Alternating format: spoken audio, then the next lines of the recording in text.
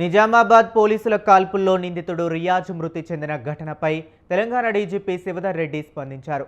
రియాజ్ తప్పించుకొని పారిపోతూ పోలీసులపై మరోసారి దాడికి పాల్పడ్డాడని చెప్పారు. ఆసుపత్రిలో చికిత్స పొందుతున్న అతడు బాత్రూంకు వెళ్లి తిరిగి వస్తూ దాడికి తెగబడినట్లు తెలిపారు. రియాజ్ను పట్టుకునేందుకు పోలీసులు తీవ్రంగా ప్రయత్నించారు. వారి దగ్గరున్న ఆయుధాన్ని లాక్కుని కాల్పులకు యత్నించాడు. అప్రమత్తమైన పోలీసులు కాల్పులు జరిపారు. ఈ కాల్పుల్లో రియాజ్ చనిపోయాడు. ఆదివారం అతడిని పట్టుకునే క్రమంలో స్థానికుడు ఆసిఫ్పై దాడి చేశాడు. ఇవాళ మరో కానిస్టేబుల్ను గాయపరిచి పారిపోయేందుకు యత్నించాడని డీజీపీ వెల్లడించారు.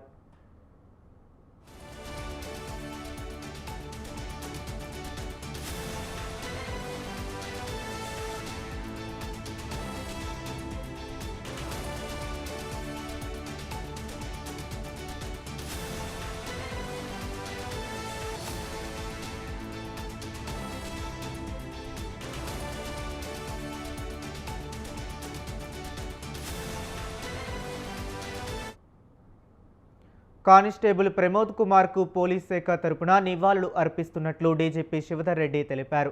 ప్రమోద్ కుమార్ కుటుంబానికి అన్ని విధాలుగా అండగా ఉంటామని వెల్లడించారు.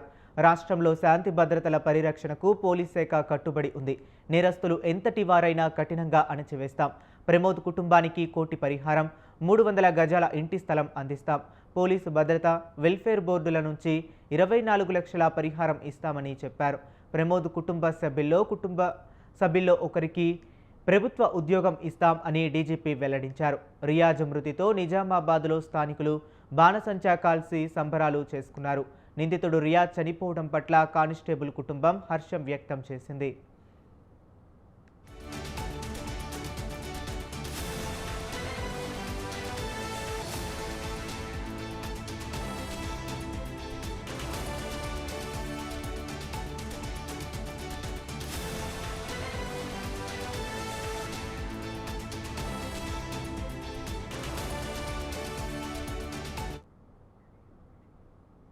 బైక్లు, బుల్లెట్ వాహనాల చోరీల్లో రియాజ్ సిద్ధహస్తుడు. ఇంజన్ నెంబర్లు మార్చి మహారాష్ట్రలో బైకులు అమ్మేశాడు. నిజామాబాద్, బోధన్, ఆర్మూర్ పిఎస్లలో రియాజ్పై కేసులు నమోదు అయ్యాయి. గత 3 ఏళ్లలో రియాజ్పై 40 కేసులు నమోదయ్యాయి. రియాజ్ 3 సార్లు బెయిల్పై బయటకు వచ్చాడని నిజామాబాద్ సిపి సాయి చైతన్య తెలిపారు.